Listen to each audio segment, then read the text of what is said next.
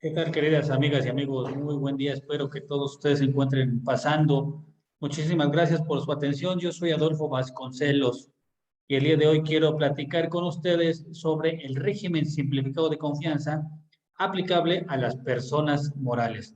Porque como saben, en capítulos anteriores, en sesiones anteriores, platicamos sobre este régimen, pero aplicable a las personas físicas. El día de hoy quiero enfocar nuestra atención a las personas morales. Bien, ahora, ¿quiénes son los sujetos obligados de tributar en este régimen simplificado de confianza? Porque es importante tomar en cuenta que es un régimen obligatorio, no es un régimen opcional. En ocasiones he llegado a escuchar el concepto de que se puede o no se puede tributar en este régimen simplificado de confianza. Y no, es un régimen obligatorio para determinado grupo de contribuyentes. ¿Cuál es el grupo de contribuyentes? Tres contribuyentes, los contribuyentes que cumplan tres requisitos sustanciales. Número uno, que sean residentes en México las personas morales. Número dos, que se encuentren constituidas únicamente por personas físicas. Y número tres, que sus ingresos sean inferiores a 35 millones de pesos. Estos ingresos, ¿cuáles son? Pues bueno, los que se hayan declarado, valga la expresión, en la última declaración anual, que sus ingresos no hayan superado este umbral de los 35 millones de pesos y que pues bueno, en este caso podrán tributar conforme a este régimen simplificado de confianza con todas las características que ahorita platicaremos. Ahora, si un contribuyente excede esos 35 millones de pesos, no será sujeto obligado de tributar en el régimen simplificado de confianza y deberá de recurrir al régimen general de ley de las personas morales. Estos son los tres requisitos principales para que las personas morales se incorporen a partir del 1 de enero del 2022 al régimen simplificado de confianza a personas morales. Ahora, ¿qué sucede cuando las personas morales cumplen con estos requisitos, pero a su vez tienen ciertas restricciones que el artículo 206 nos señala? Número uno, nos dice este artículo 206. No obstante, tu persona moral cumplas con estos tres requisitos que ya platicamos, pero si tienes socios, accionistas o integrantes de otras que formen parte de otras sociedades mercantiles que tengan el control o la administración, no podrás formar parte de este régimen simplificado de confianza. Bien, ¿qué se entiende por un control o una administración? Pues que este socio o accionista o integrante que pertenece a la persona moral A y que también pertenece a la persona moral B tenga en su poder de mando cuando se reparten o se distribuyen utilidades o dividendos. En este caso, esta persona moral no podrá tributar en el régimen simplificado de confianza persona moral, sino hasta que se elimine, se supla a este socio o accionista o integrante que forme parte de otra sociedad mercantil con este control o administración. También nos dice, a ver, no podrán formar parte del régimen simplificado de confianza cuando el socio o accionista forme parte de otra sociedad mercantil y sea parte relacionada. ¿Qué se considera parte relacionada? Para efectos de este artículo 206, de lo que es el régimen simplificado de confianza persona moral. Dice, a ver, se considera cuando el socio, accionista o integrante, ¿sí?, participe de manera directa o indirecta en la administración, control o capital de alguna otra sociedad. En el anterior punto, en el punto A, hablábamos del control o administración no formando parte de manera directa de lo que es el consejo de administración, la junta de socios, accionistas o integrantes.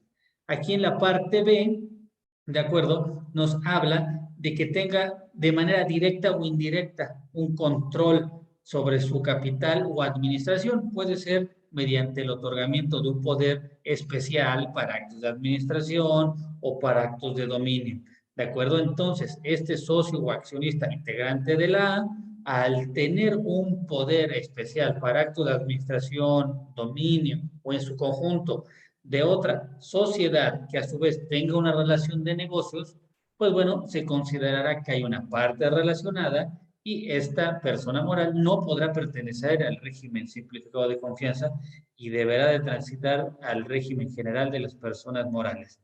También existe la vinculación como partes relacionadas cuando de acuerdo a la legislación aduanera así se señala. Ahora, tenemos que remitirnos a la legislación aduanera. ¿Qué nos dice el artículo 68 de la legislación aduanera? Cuando existe una parte relacionada.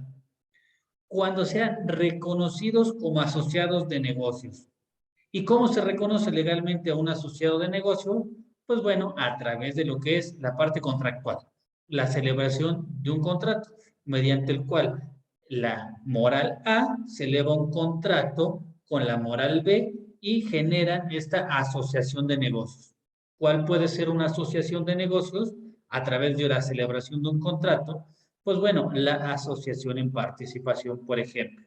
Entonces, la persona moral B, al tener reconocido como asociado de negocios a la persona moral B y al realizar un negocio en conjunto, se considerará que son partes relacionadas y en ese caso, ninguna de las dos podrá tributar en el régimen simplificado de confianza, no obstante, cumplan con las características de no rebasar los 35 millones de pesos, no ser residentes en el extranjero, sino ser residentes en México, y 3, que sus integrantes sean personas físicas, ¿de acuerdo? Número 2, cuando exista una relación obrero-patronal, una hipótesis muy usual en los negocios, en las empresas, que el mismo obrero, el mismo trabajador es proveedor del mismo negocio al que pertenece como empleado. Y en ese caso, pues al existir algún negocio entre el trabajador de manera independiente como proveedor de un producto o de un servicio, o la persona moral al recibir el producto o el servicio, en este caso se considerarán partes relacionadas y en ese momento la persona moral que es patrona del trabajador, se considerarán partes relacionadas y en ese momento será sujeto restringido a la persona moral de tributar en el régimen simplificado de confianza. Número 3, nos dice la legislación aduanera, si ambas personas están controladas de manera directa o indirecta por una tercera persona. ¿Qué es esto? Por ejemplo, que yo como contador tenga un poder especial para poder administrar a la persona moral A y a la persona moral B. Yo, Adolfo Vasconcelos, al compartir en ambas empresas, en ambas personas morales, un poder para actos de administración o actos de dominio, en ese caso se considerará que son partes relacionadas y no podrán tributar en el régimen simplificado de confianza. ¿Por qué? Porque existe en el medio una tercera persona que puede controlar de manera directa o indirecta a ambas personas morales. ¿De acuerdo? Número 4.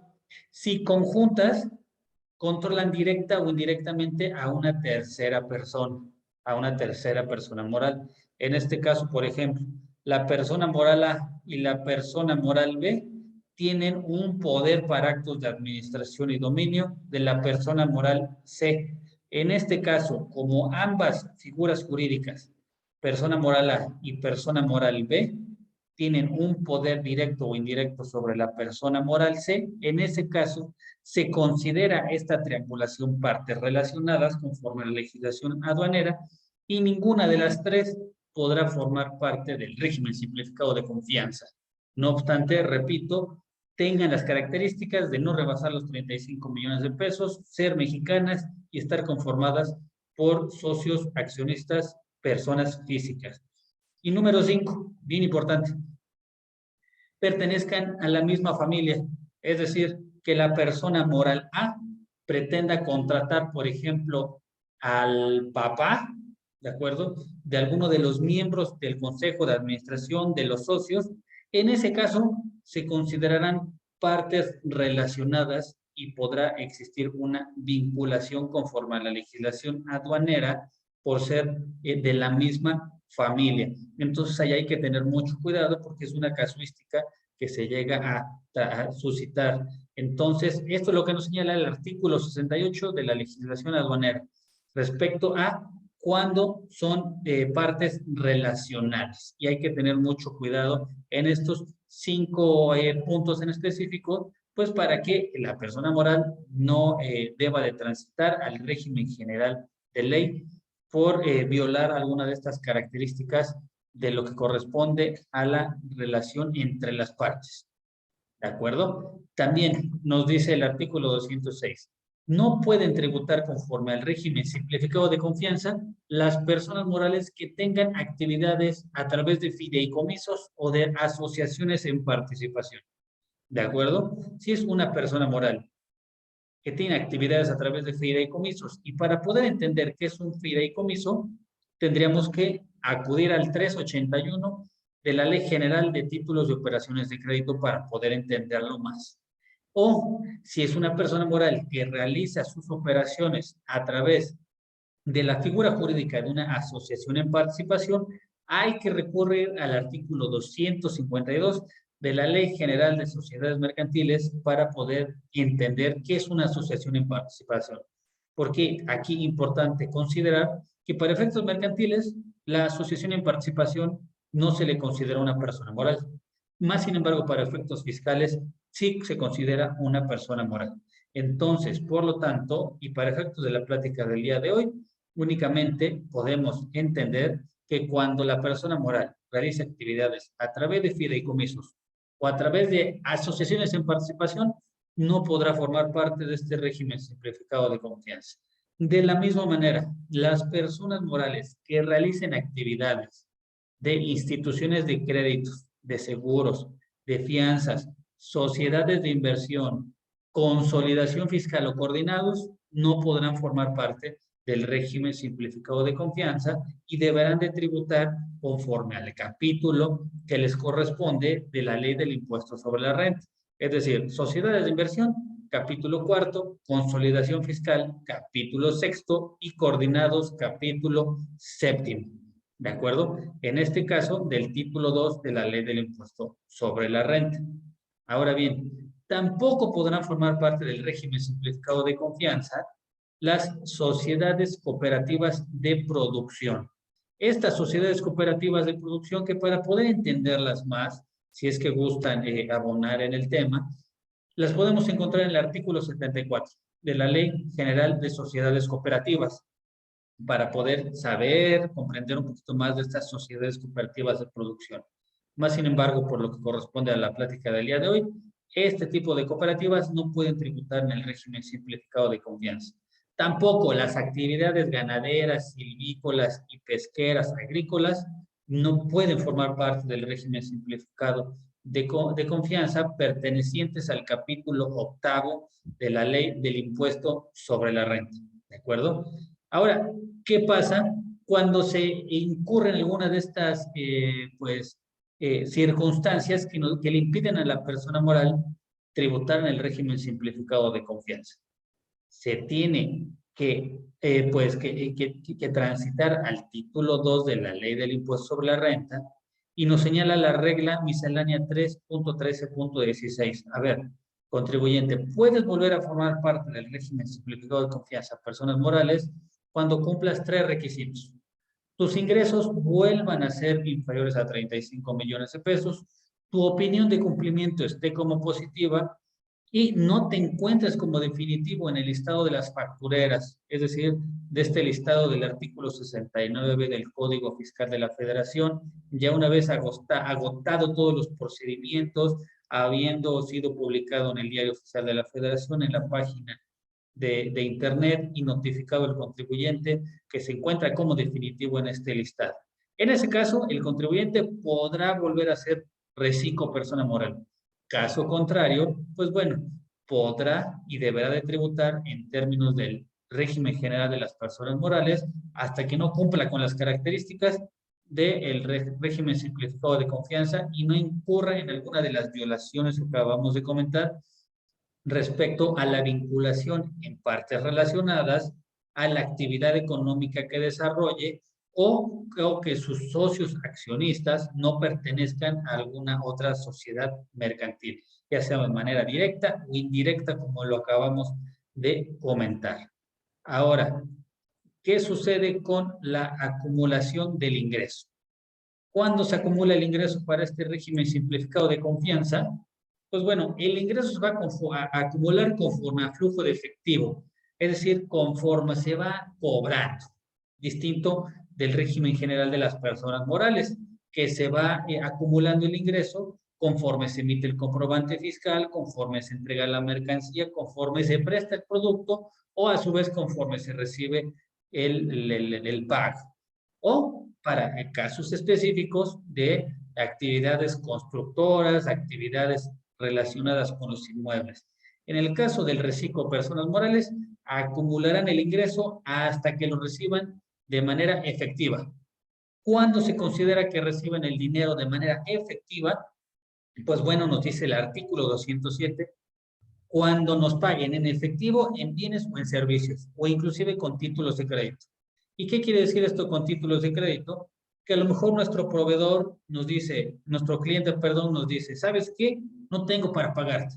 Te voy a dar de las acciones que tengo en mi empresa y con eso, pues ahí saldamos la deuda. En ese caso, se considerará efectivamente pagado y deberemos de acumular el ingreso, ¿de acuerdo? ¿Y qué pasa cuando nos pagan con cheque? Pues bueno, el cheque se considera efectivamente cobrado y acumular el ingreso, no cuando nos dan el cheque, sino cuando es cobrado y se transmite el dinero a nuestra cuenta. El pago ya está reflejado en nuestra cuenta bancaria.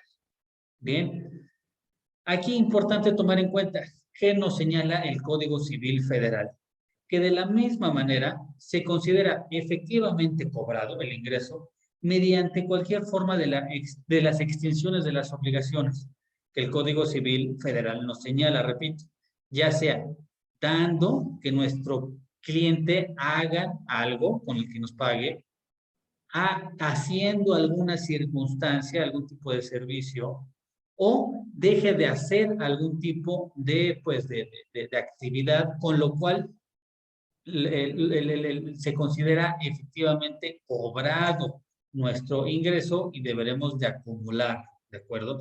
De la misma manera, cuando se compense, existe alguna confusión de derechos, remisión de deuda o la novación, que para poder comprender estos conceptos tenemos que recurrir al Código Civil Federal para observar cuando no hay una compensación, cuando hay una confusión de derechos o cuando hay una remisión de deuda o novación. ¿De acuerdo? De la misma manera, lo que corresponde a quitas o remisiones de deuda o donaciones que nosotros le realicemos o le hagamos a nuestros clientes, se considerarán ingresos. Es decir, si mi cliente me debe, mi cliente me debe 100 pesos y yo le condono, le hago una quita, una remisión de una deuda, de la deuda de los 100 pesos que me debe, del 50%, yo invariablemente esa condonación, esa quita que le hice, deberé de acumularla. Yo deberé de acumular los 100 pesos, aunque nada más me haya pagado 50. ¿De acuerdo? Así nos lo señala este artículo 207 de la Ley del Impuesto sobre la Renta. ¿Qué sucede con las deducciones autorizadas? Tenemos 7 tipos de deducciones autorizadas para el reciclo. Las devoluciones, descuentos o bonificaciones que nosotros le hagamos a nuestros clientes. Importante tomar en cuenta, las devoluciones, descuentos o bonificaciones tienen que estar plasmadas a través de un comprobante fiscal y que este comprobante fiscal y esta devolución, descuento o bonificación que le hagamos cuente con lo que es el soporte documental que señala el por qué lo hicimos. Bien, y no simplemente emitamos el comprobante fiscal sin contar con el soporte documental, porque como parte de la reforma fiscal 2022, así se ha planteado y se ha señalado, perdón, como parte de las modificaciones al Código Fiscal de la Federación y de la Ley del Impuesto sobre la Renta, que todas las devoluciones, descuentos o bonificaciones que le hagamos a nuestros clientes, no obstante de formar parte y de estar comprobados en un comprobante fiscal, deberán de contar con el soporte documental de por qué lo hicimos. Bien, bajo qué características y circunstancias recibimos la devolución o realizamos el descuento o la bonificación. Simplemente como una anotación al margen, para poder comprender las devoluciones, descuentos o bonificaciones, en mi canal de YouTube tengo una serie de pues una sesión donde pues platicamos sobre los descuentos, devoluciones, bonificaciones y rebajas. ¿Cuál es la naturaleza fiscal y contable de estos descuentos, devoluciones y rebajas? ¿Cómo se aplican en materia de impuestos sobre la renta? ¿Cómo se aplican en materia contable? Bien. Número 2, las adquisiciones de mercancías o materias primas. Bien, distinto al título 2, al régimen general. Recordemos que el régimen general de las personas morales deducen conforme al costo de ventas. Tienen que llevar ahí lo que corresponde a un sistema de costeo. Más sin embargo, el reciclo, personas morales, van a deducir las adquisiciones de mercancías y de materias primas de manera directa sin la necesidad de recurrir a lo que es el tratamiento del costo de ventas. Número 3, gastos netos de descuentos, bonificaciones o devoluciones. Aquí existe pues una confusión entre el punto número 1 y punto número 3, que yo lo defino, lo platicamos cuando entramos en lo que es la plática que les comentaba, el video que está en mi canal de YouTube sobre los descuentos de devoluciones o bonificaciones. ¿Cuál es la diferencia entre este punto número 1 y punto número 3? Más sin embargo, por el momento, para poder ser más concreto y conciso, el punto número 3, gastos netos de descuentos, bonificaciones o devoluciones, se refiere a todos los gastos que la persona moral, que el reciclo persona moral realiza y efectúa para obtener el ingreso. Por ejemplo, una empresa que se dedica a la construcción, todo lo que compra de materiales relacionados a la construcción es adquisición de mercancías. Todos los gastos que realizan distintos a la compra de materiales para la construcción será un gasto referente a la fracción tercera, como que, pues bueno, la renta de sus oficinas, la luz que paga de sus oficinas, el internet. Eso se considerará un gasto neto de descuento, bonificaciones o devolución. Número 4, las inversiones. Las inversiones que se realicen en activo fijo. Activo fijo se define como todas las propiedades, bienes o productos que tiene la sociedad para el desarrollo de su actividad. Bien, que ahorita observaremos y platicaremos cómo el reciclo persona moral puede deducir las inversiones y tiene ciertas características y beneficios fiscales por pertenecer a este régimen. Número 5, los intereses pagados derivados de la actividad. Ahora, ¿cuáles intereses? Si la persona moral, reciclo, solicita un crédito, y derivado de este crédito le están cobrando unos intereses, la aplicación que le dé a este crédito que obtuvo tiene que estar relacionado con la actividad o el giro del negocio. Es decir, y vuelvo al ejemplo anterior, una constructora obtiene un crédito y este crédito va relacionado para su actividad, para desarrollar nueva infraestructura, para ampliar sus oficinas, etcétera, y los intereses que le cobren podrán ser deducibles. Distinto que si la persona moral, reciclo, solicita un crédito y este crédito es utilizado por alguno de sus socios o accionistas para algún fin personal, los intereses no serán deducibles y por lo tanto no servirán para la determinación del pago del impuesto reciclo. ¿De acuerdo? Número 6.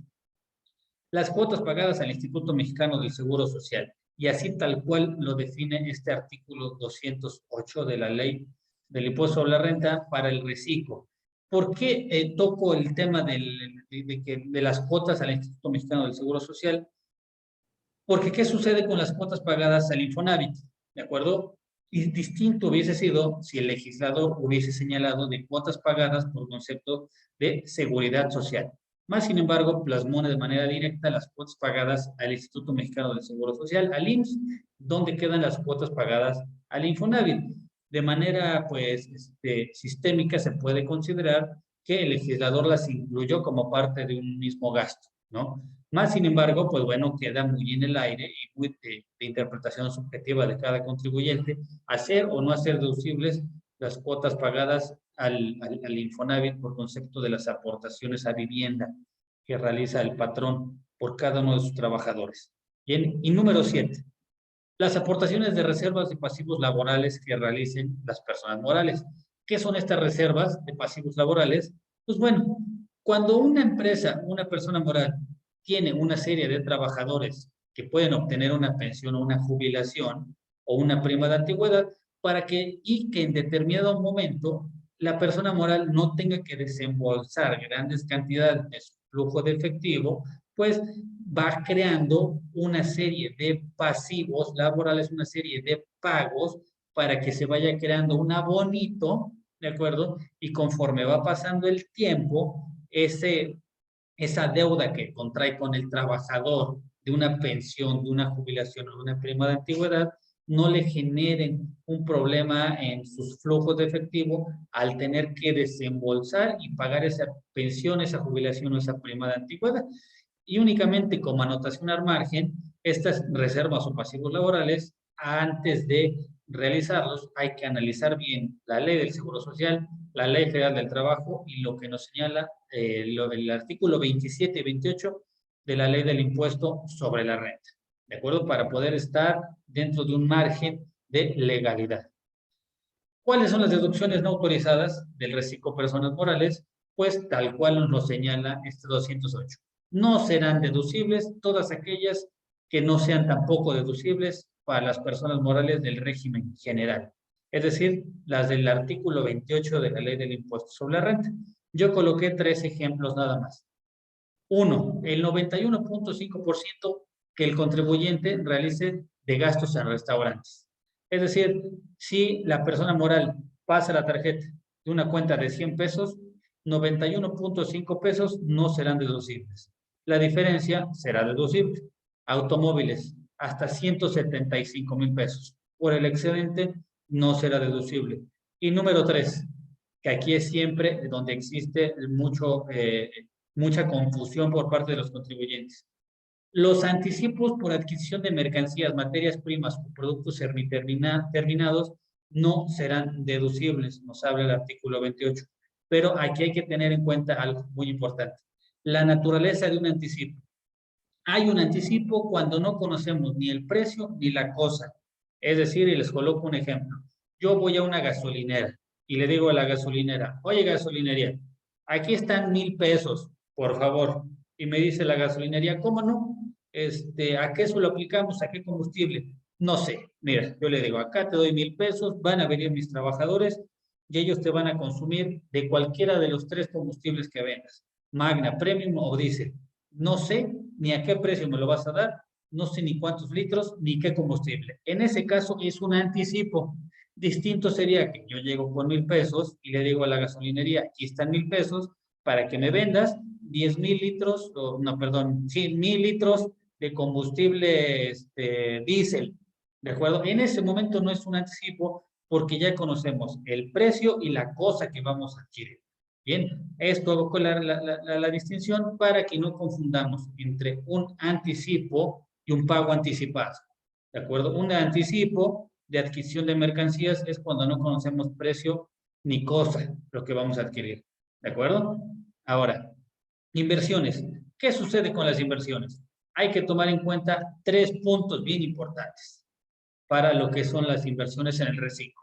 Hay tasas preferentes para las inversiones que realice el reciclo persona moral que no superen los 3 millones de pesos. ¿De acuerdo? Para esos 3 millones de pesos de inversiones, de enero a diciembre, pues tendrá unas tasas preferentes. Cuando excedan esas tasas preferentes, nos dice el artículo 209, la limitante perderá las tasas preferentes. ¿Qué quiere decir? Que si de enero a diciembre yo invierto 3,100,000 pesos, por esos 3 millones de pesos yo podré aplicar unas tasas preferentes que ahorita veremos. Por la diferencia, por los 100 pesos, no podré aplicar las tasas preferentes. Tendré que aplicar las tasas ordinarias que nos señala el título 2 de la ley del impuesto sobre la renta relativo a las personas morales régimen general. Bien, número 2, nos dice el artículo 209. No importa si no has pagado por completo tu inversión. Siempre y cuando lo hayas empezado a utilizar, tú puedes empezar a deducirlo por completo. Colocando un ejemplo, compramos un auto de 175,000 pesos y simplemente dimos el enganche de 30,000 pesos. No voy a hacer deducible nada más 30,000 pesos. Voy a hacer deducibles los 175,000 pesos por completo, la inversión completa. Así nos habla el artículo 209 de la Ley del Impuesto sobre la Renta, bien importante que lo tomemos en cuenta. Aun y cuando no hayamos pagado por completo nuestra inversión, siempre y cuando lo hayamos empezado a utilizar, podremos deducirla por completo. Y número 3, no se podrá dar efectos fiscales a la revaluación de los activos. ¿Cuándo se da revaluación de los activos? Pues bueno, se le puede dar revaluación a los activos cuando, en su caso, existan cambio o actualización en sus componentes, ¿de acuerdo? Por ejemplo, en el tema aeronáutico, en las aeronaves, pues en determinado número de horas vuelo, se tienen que cambiar lo que son las aspas de lo que son sus turbinas, se tiene que cambiar la punta de la nariz, se tiene que cambiar lo que es el tren de aterrizaje. Eso, esas modificaciones que se le hagan, no hay una reevaluación, ¿de acuerdo? Nos señala este artículo 209 de la Ley del Impuesto sobre la Renta. Ahora, aquí estamos observando las tasas preferenciales que les platicaba de las deducciones que las inversiones, que el contribuyente realice durante un ejercicio fiscal que no superen los 3 millones de pesos. Por ejemplo, construcciones. Para el reciclo le aplica una tasa del 13%. Recuperar su inversión en 8 años. Para las personas morales del régimen general, las construcciones las va a depreciar en un 5% y las va a recuperar en 20 años. ¿De acuerdo? Por ejemplo, ¿qué sucede si en un año un contribuyente realiza una inversión de 3,100,000 pesos? A los 3 millones les va a aplicar esta tasa de depreciación, especial para el reciclo, este renglón. Y a los 100,000 pesos, porque se pasó de los 3 millones, les va a aplicar esta tasa de depreciación del 5%. ¿De acuerdo? Así nos lo señala de la misma manera la regla 3.13.17 de la miscelánea fiscal, para que no quede duda. 3 millones, tasas preferenciales, por el excedente, las tasas ordinarias. Esta tablita, si gustan, me pueden mandar un correo, me pueden escribir y con todo gusto les puedo compartir la presentación donde está la comparativa de las tasas aplicables al reciclo a personas morales y las tasas aplicables de depreciación a personas morales régimen general. Bien, ahora bien, ¿cuáles son los requisitos de las deducciones? Número 1, que estén efectivamente pagadas. Y efectivamente es pagadas que en los mismos términos que los ingresos, es decir, que haya sido pagado en efectivo, que haya sido pagado en bienes, que haya sido pagado con cheque, que pues se haya pagado con algún tipo de dación en pago conforme a las, algún tipo de extinción de las obligaciones conforme al Código Civil Federal, dando, haciendo, dejando de hacer, una compensación, una innovación, etcétera. Más sin embargo, lo más usual es que efectivamente pagado se entiende cuando hayamos hecho una transferencia o hayamos hecho lo que es el pase de la tarjeta o una transferencia. ¿De acuerdo? Número 2, que sea estrictamente indispensable para la obtención del ingreso. ¿Cómo vamos a saber si es estrictamente indispensable para la obtención del ingreso? Pues bueno, el punto detonante para que sea estrictamente indispensable o no, la damos cuando realizamos el registro contable. Siempre y cuando lo coloquemos en lo que corresponde la cuenta contable de nuestro catálogo, que le corresponde de manera adecuada, será pues observada de manera directa la relación si es que la autoridad nos llega a cuestionar. Si llegamos a colocar lo que es la erogación, el gasto, en una cuenta que, por ejemplo, se llame otros gastos, pues bueno, ese será un foco de atención y una alarma para la autoridad si es que es estrictamente indispensable o no para la obtención del ingreso. Por eso yo les repito, por favor, el punto detonante para lo estrictamente indispensable o no es el registro contable y la clasificación que se le dé en nuestro catálogo al momento de elaborar nuestra póliza. Bien, número 3. Otro requisito, cuando el pago se realiza a plazos, procederá a la deducción del pago parcial, excepto inversiones y anticipos, como ya platicamos. ¿De acuerdo? Cuando paguemos a plazos, me llevo a imaginar, por ejemplo, una constructora que compró 1 tonelada de concreto y paga únicamente la mitad, va a ser deducible únicamente ese 50% que pagó, ¿de acuerdo? Distinto a que si hubiese sido un anticipo. Un anticipo, recordemos que es cuando no hay ni precio ni cosa. Es decir, que la persona moral, el reciclo, hizo la transferencia y no sabía si le iban a, pues, a suministrar, si concreto, si varilla, si grava, no sabía que le iban a suministrar, únicamente le dijo a su proveedor, ahí te van 1,000 pesos, ahí te aviso que necesito. En ese caso, no aplica, ¿de acuerdo? Y las inversiones ya quedamos que esas se deprecian aun y cuando no las hayamos pagado por completo. Simplemente con que las hayamos empezado a utilizar, las vamos a depreciar. Perdón, las vamos a deducir. Y número 4, aquí los subrayo, así, padre, nos dice, un requisito de las deducciones para el reciclo personas morales es que a más tardar el día en que se presente el pago provisional, se obtenga el CFDI, el comprobante fiscal digital, y la fecha de expedición de este comprobante fiscal corresponde al periodo, es decir, por ejemplo, enero 2022, el pago provisional, como ahorita platicaremos, se tiene que hacer a más tardar el 17 de febrero. Entonces, a más tardar el 17 de febrero, deberemos de contar con los comprobantes fiscales de nuestras deducciones. Y la fecha de estos comprobantes fiscales que vamos a considerar como deducciones en nuestro cálculo, deberán de tener fecha del mes de enero. Porque caso de lo contrario, nos señala este artículo 202, no será deducible. Porque, repito, nos dice, a más tardar el día en que se presente el pago provisional, se obtenga el CFDI y la fecha de expedición corresponde al periodo en el cual lo vamos a hacer deducible. ¿Cuál es el periodo que vamos a hacer deducible? Pues el que vamos a declarar. En este ejemplo, enero lo declaramos en febrero y nos falta algún comprobante fiscal, pues, oh sorpresa, el comprobante fiscal deberá tener fecha el mes de enero. Y a más tardar lo deberemos de tener el día que presentemos nuestra declaración del pago provisional. ¿Por qué? ¿Por qué? Porque la miscelánea fiscal nos señala, que las declaraciones de los reciclos personas morales ya vendrán prellenadas. ¿Y vendrán prellenadas con qué información? Pues con la información que obra en los comprobantes fiscales.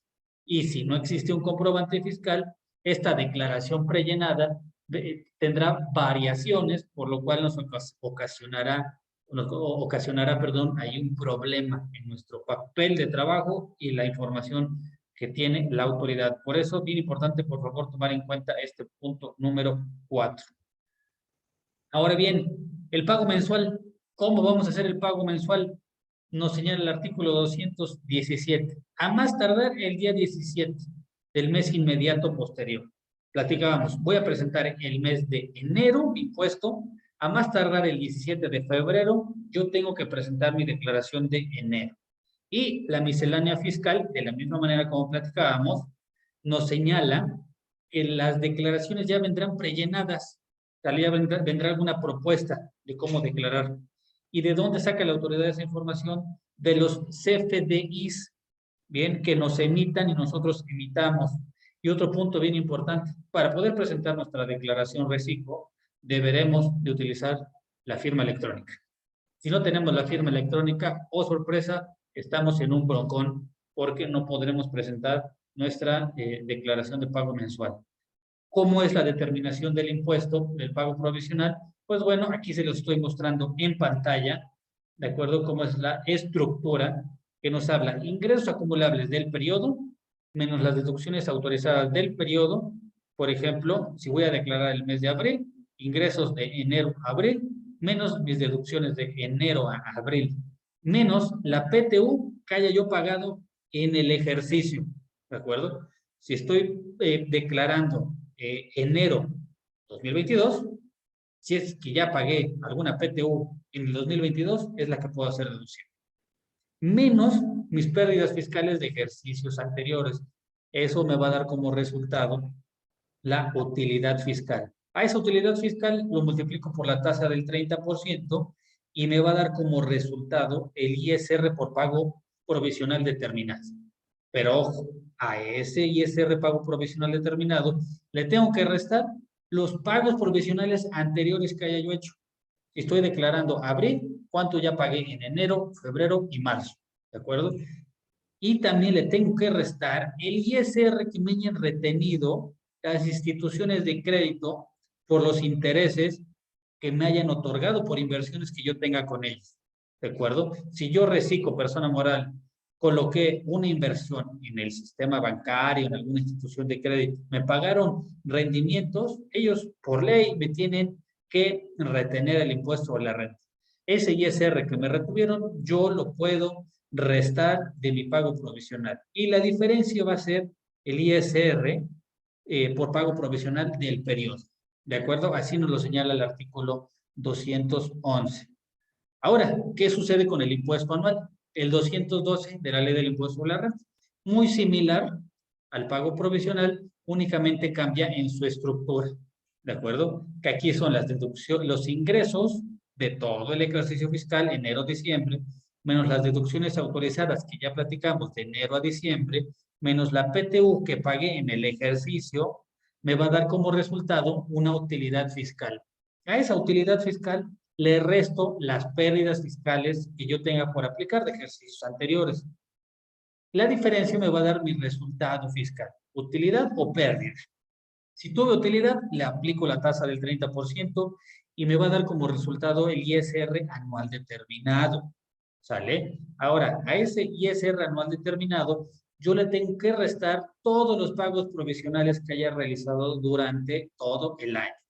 Después, le voy a restar el ISR que haya yo pagado en el extranjero, si es que obtuve ingresos en el extranjero, y observar lo que nos señala el artículo 5 de la Ley del Impuesto sobre la Renta al respecto del ISR pagado en el extranjero. También le voy a restar a mi impuesto anual el ISR enterado por la distribución de dividendos que yo hice, que yo realicé a mis socios, y estos dividendos se realizaron fuera de lo que se denomina la COFIN. Para comprender un poco más de este contexto, hay que atender al artículo 10 de la Ley del Impuesto sobre la Renta. Ahora bien, la diferencia de esos tres conceptos, el ISR provisional en pagos provisionales, ISR pagado en el extranjero y el ISR que hayamos pagado si es que distribuimos dividendos y estos dividendos provinieron de cuentas fuera de la COFIN, el ISR nos va a dar como resultado nuestro ISR a cargo del ejercicio o a favor, porque si nos da un ISR anual determinado y los pagos provisionales fueron mayores, pues bueno, tendremos un impuesto a favor, ¿de acuerdo? O caso contrario. Obligaciones. ¿Cuáles son las obligaciones de estos contribuyentes, reciclo, personas morales? Son 5 principalmente, ¿de acuerdo? ¿Por qué? Porque hay que atender al artículo 76 de la Ley del Impuesto sobre la Renta, porque sus obligaciones son las mismas que las personas morales del régimen general. Pero a grosso modo tienen 5 características especiales. Número 1, nos dice la miscelánea fiscal. Reciclo personas morales no están obligadas a enviar la contabilidad mensual. Ojo, contabilidad mensual. Mas, sin embargo, la contabilidad anual sí la deben de presentar, ¿de acuerdo? Así nos lo señala la regla 3.13.19. Esto no quiere decir, porque se llegan mucho a confundir los contribuyentes, que entonces no estoy obligado a llevar contabilidad. Estoy obligado a llevar contabilidad conforme al Código Fiscal de la Federación, pero lo que no estoy obligado es a enviarla de manera mensual. Simplemente voy a enviarla de manera anual, ¿de acuerdo? Al cierre del ejercicio. Bien. Número 2, no estoy obligado a presentar las DIOT. Nos lo señala igual la regla 3.13.19. Sí estoy obligado a expedir comprobantes fiscales digitales y a formular un balance general, un estado de posición financiero y a levantar un inventario al término del ejercicio. Estos son los 5 puntos principales de las obligaciones de los reciclos. Más sin embargo, les repito, hay que atender al artículo 76 de la Ley del Impuesto sobre la Renta, donde observaremos más de 25, 30 obligaciones que tienen los contribuyentes reciclos, pero pues bueno, son obligaciones ya muy específicas para determinadas actividades, ¿de acuerdo? Por mi parte, pues bueno, eso es todo. Aquí le estoy colocando en pantalla mi correo electrónico por si gustan con todo placer les puedo yo enviar esta presentación. Pueden encontrarme en YouTube, en Facebook, en LinkedIn, pueden colocar en Google mi nombre, Adolfo Vasconcelos Pérez, me van a encontrar en todas las redes sociales. En este correo electrónico, por supuesto, estoy abierto a sus dudas, comentarios, críticas, todo será bien recibido. Recuerden, repito mi nombre, soy Adolfo Vasconcelos Pérez, especialista en Derecho Fiscal, asesor de empresas y estoy a sus órdenes. Muchísimas gracias por su atención. Hasta la próxima.